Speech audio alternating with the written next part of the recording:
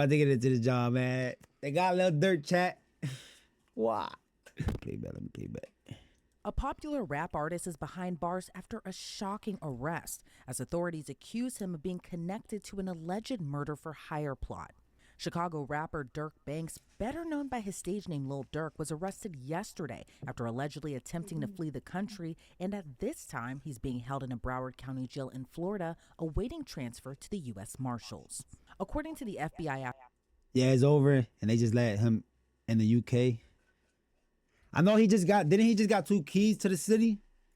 Damn, oh man. Affidavit, the Grammy Award-winning rapper is charged with conspiracy to commit murder for hire. His arrest comes on the same day as federal prosecutors announced in California the charges of 5 other men for the attempted murder of Georgia rapper Quando Rondo, whose real name is Tyquan Bowman.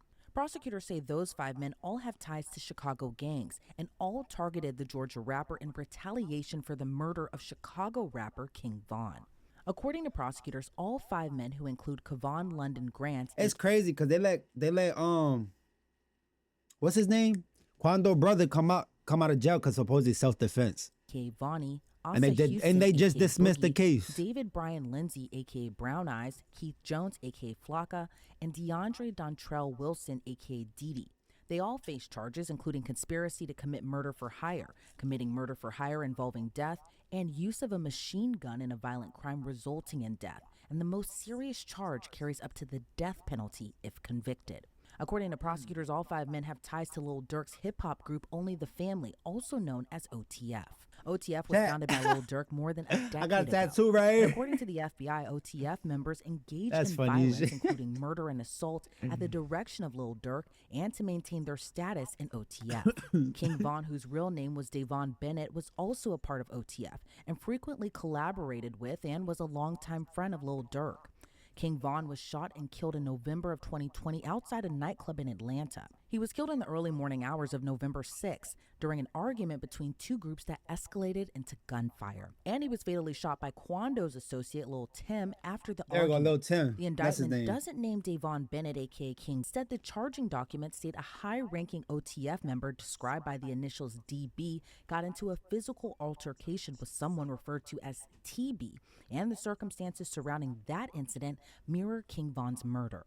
The indictment says after DB's death, co-conspirator 1 made clear in coded language that they would pay a bounty or monetary reward to anyone who took part in killing TB for his role in DB's murder. That co-conspirator is allegedly Lil Durk, who authorities say made it known he would pay a bounty to anyone who killed Quando Rondo. According to the court documents, the men used an OTF-associated credit card to buy plane tickets to LA in August of 2022 to search for TB, who is allegedly Quando Rondo, and using funds provided by Lil Durk. Durk allegedly texted an associate arranging the flight, "Don't book no flights under no names involved with me." And prosecutors claim when there, Kevon Grant booked a hotel room for the men to stay at and provided the others with firearms. Grant allegedly procured cars, ski masks, and firearms that were used to find, track, and kill TB. According to the FBI, there is video evidence that Durk was staying at the house in the San Fernando Valley that day. Kevon Grant allegedly rented 2 cars, one of which had a fake license plate for the men to use and follow Rondo and his 24-year-old cousin.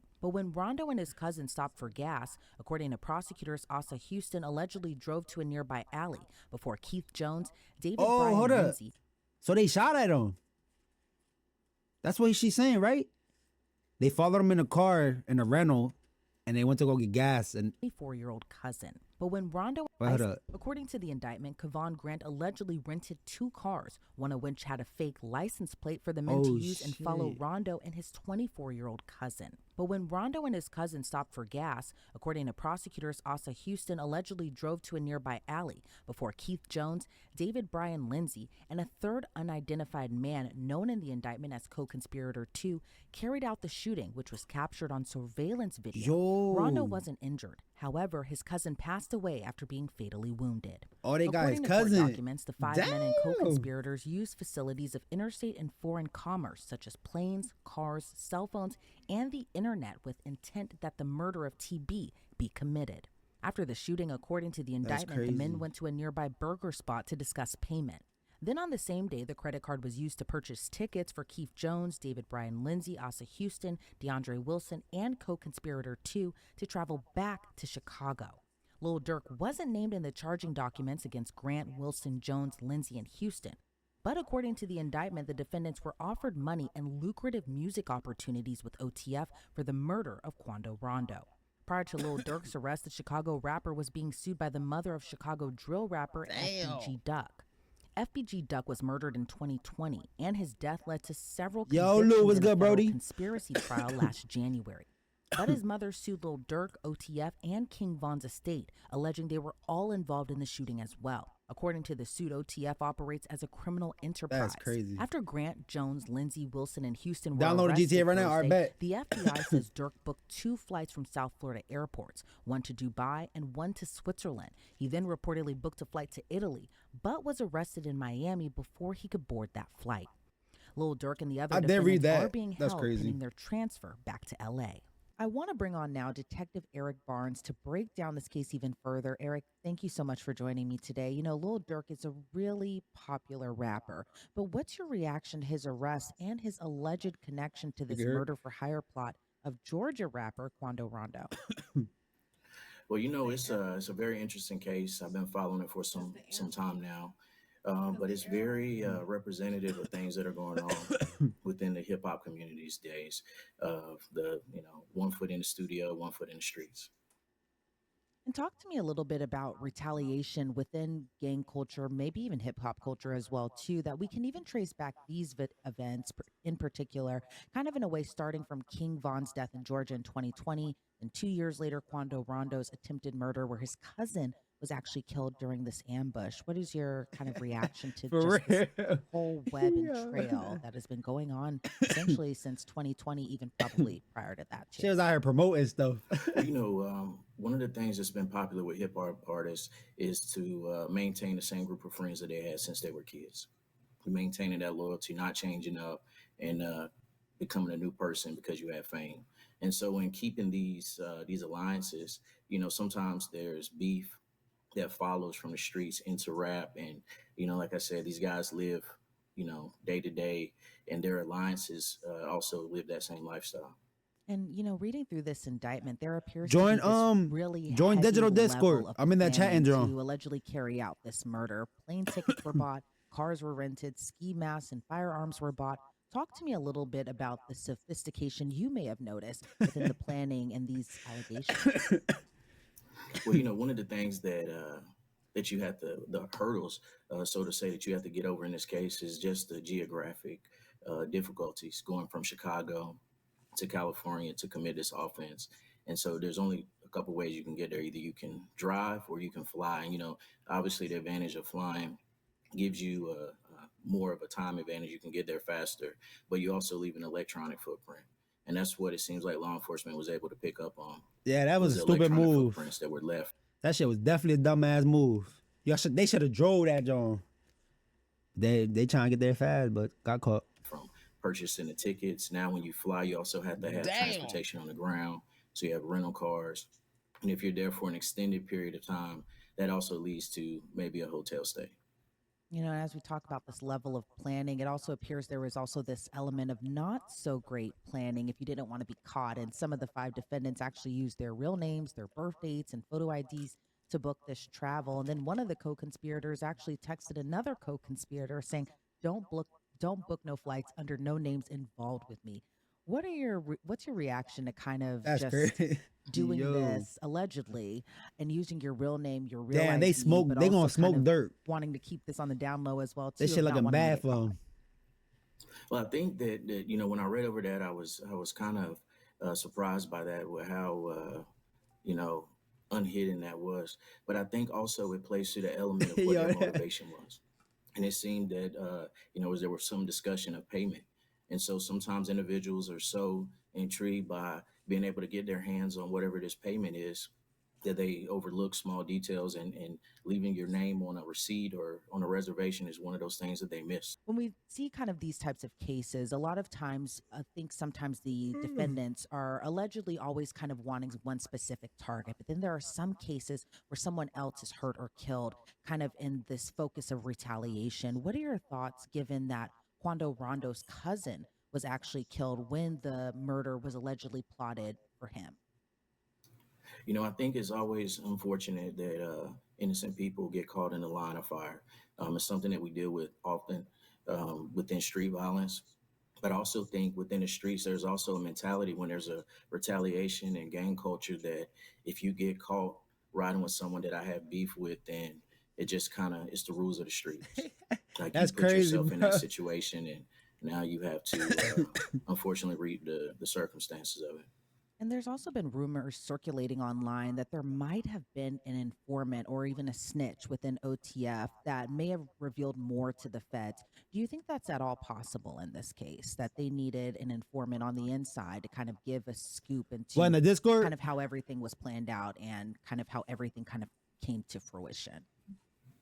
Well, I know that there was very Yeah, it's detailed just me. information, I'm and the it only one in the definitely Discord. indicates that the I'm waiting for investigators did a great digital. job digging up surveillance footage and being able to uncover some of the intimate details. I don't know if there was an informant necessarily, but Damn, it that's seems that bad, bro. they do have some very Nah, personal that's details crazy. in their indictment. And given if there was possibly an informant, kind of how do they all play a role into this case? Because again, within the culture, a lot of times there is a no snitching policy. But what are your thoughts on whether or not there might have been an informant and kind of how that may have all came into this as well too? Well, the no snitching thing is very huge in the street and within the hip hop culture. But one thing that within the law enforcement community, when someone is looking at a significant sentence, which I think murder for hire either carries in some sort of way situations, death penalty, and also life in prison. Death It's every penalty. man for himself at that moment. And so the old cliche of the first one to talk gets the best deal normally that weighs very heavily in these cases. Some of the defendants, in addition to being offered money, were also promised lucrative music opportunities if they carried out this murder. And I know we've kind of been having a discussion about, how rap culture kind of bleeds into gang culture. But what's your reaction to kind of this lucrative opportunity given they carry out this bounty?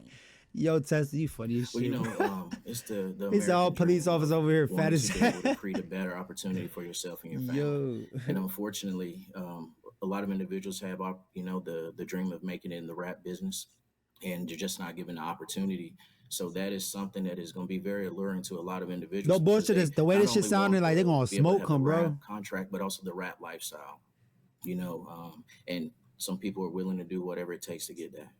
And they say Sometimes his when we man see these snitching, right? cases, especially gang cases that are also Huh. kind of double as like That hip hop motherfucker told cases, everything. YNW Melly, this case with Lil Durk, even YSL, He said, can't help but notice if you just in how that young situation, bro, and some you of the face 20 defendants years, are is you and some of snitching? the alleged activities that they're being Fuck no, accused bro. of I'm gonna have to doing. do 20 They're so years, bro. young, in their 20s, I probably ain't about to started come maybe home when like they a were rat. teenagers. But what are your thoughts on just how young some of these defendants are when they're kind of coming up, like you had just mentioned, wanting this American dream, but then at the same time having this kind of tie to the street culture where maybe You know they why don't though, see the bro? actual No bullshit. consequences You know why? Because you know what you got yourself into. Why snitch?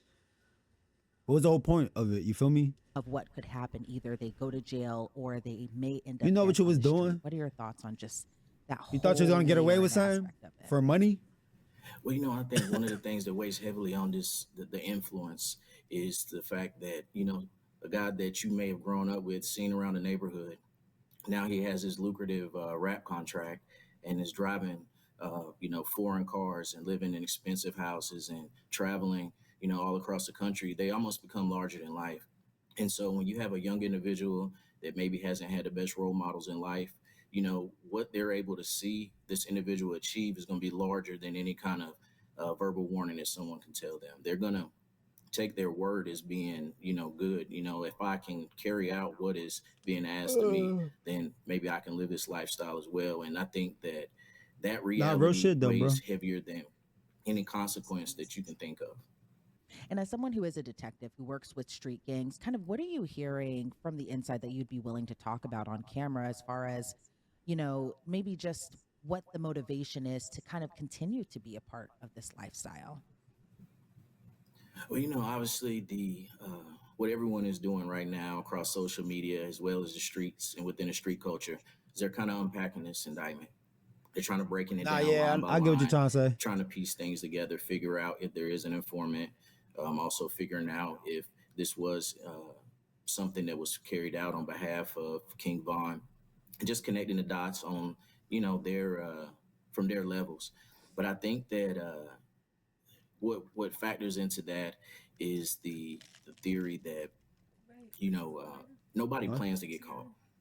The It's plan is we're going to cold. do it. We're going to get away with I'm it, and we're freezing. looking 100, 100 yards down the field instead of seeing what's going on right now. And the factor of getting caught now being um, named in a federal indictment, that part is not really thought of too heavily because, again, nobody factors in that I am going to get caught for this. And kind of going back to the Lil Durk aspect of it as well, too, he was, again, a very popular rap artist. He had a lot of popular songs, and a lot of fans did look up to him. But it seems, though, as we don't know at this particular point, but it seems, though, a lot of people may be alleging he's kind of the kingpin in a way of the OTF, and that he is someone who carries out these plots, essentially, kind of running a criminal enterprise. What are your thoughts on just kind of how people allege these popular rap artists are these kingpins in a way of criminal street gangs? Well, I think with this case, it's gonna be very interesting in how it plays out. But we're gonna really get into the basics of rap being entertainment or rappers really living what they rap about. And I think there's definitely something that's a hurdle that investigators are gonna have to get over with just proving that this little Dirk's role in OTF wasn't merely entertainment; that he actually had a role within the street culture of OTF. And do Damn. you see any other hurdles that investigators may come to find when they're kind of going through this case? Well, anytime that you're dealing with multiple people with inside, in an indictment, co-conspirators, what's people's roles kind of change, and then there's money as well involved with some of the people that were discussed in this case. So it's also heavily influenced by the street life and culture, gang life and culture. And so you just what they have today may change, and hopefully on the investigators end, what you see in that indictment would only kind of snowball and grow larger. Maybe they're able to develop more evidence and convert some of these co-conspirators into witnesses for the government. All right, Detective Eric Barnes, I appreciate so much your insight into Detective this case. Before Eric. we sign you off, is there anything else you'd like to add about just where the case goes from here? Don't promote nothing, bro. No, I think from what we see in this indictment, that the investigators did a very solid job investigating this case, and kudos to them. All right, Detective Eric Barnes, again, thank you so much for your time today. I really appreciate it. Thank you. According to reports, Jones and Houston have a scheduled hearing in Chicago on Monday. However, Grant, Wilson, and Lindsay have reportedly waived their right to a hearing and will instead be Damn. sent to Los Angeles. Damn, Reporting they for Law got and that Crime, motherfucker. I'm Now. Elizabeth Miller. They got Dirk, y'all. It's over for his ass, man.